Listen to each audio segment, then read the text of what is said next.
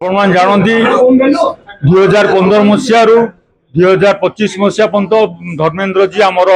Brand ambassador ଭାବରେ ବଲିଉଡରୁ କାମ କରିଥିଲେ। କିନ୍ତୁ ଧର୍ମେନ୍ଦ୍ର ଜୀଙ୍କର ଅନ୍ତ ପରେ ଆମେ ଚିନ୍ତା କଲୁ ଆମେ ସେଇ ଯୋଉ ଲିଗାସି ଯୋଉ ପରିବାର ସେ ପରିବାରରୁ ଯେମିତି ଆମେ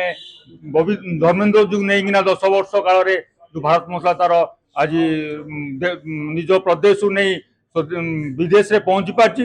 बबीलाल जी सहयोग निश्चित भाव में आशा करूँ आपण सहयोग निश्चित भारत मसला जो तार परंपरा जारी रखी जे एमती सरकार को रेवेन्यू और आउ एम्प्लॉयमेंट जनरेशन कर से कर्तव्य निश्चित सब जारी रख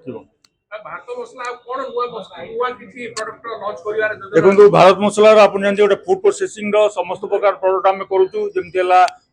मसलार ऑल प्रोडक्ट आम पाखे अच्छी आम कर सरपति अटा आमर तैयारी पास्ता जहाँ सिमेई सोया चंग जोटा कि देखो जो कौन प्रोडक्ट भारत मसला करे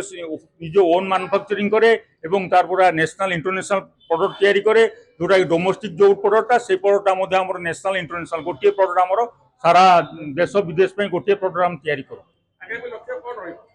निश्चय आम तो निज लक्ष्य रही आहरी अधिक एम्प्लॉयमेंट जनरेशन करूँ ता सहित ब्रांड को केमती आज आम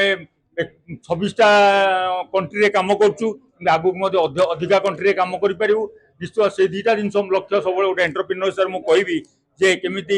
सरकार रेवेन्यू जनरेशन करूँ ता सहित सबुठ इम्पोर्टाट जे गोटे एमएसएमई केमी अधिका एम्प्लॉयमेंट जनरेशन कर सहित आउटे कहबी ओडिशा गोटे एग्रीकल्चर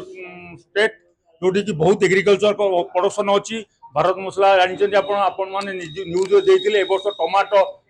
चाषी मैंने जे फोपाड़ी ट्राक्टर बुले आपण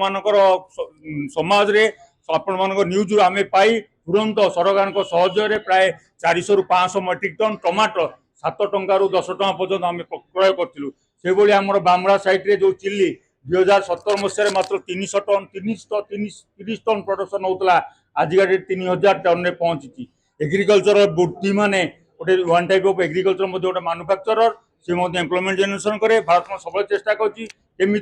कंपानी आउ चाषी मान भर गोटे समन्वय सृष्टि कर सहयोग सब जारी रख धन्यवाद।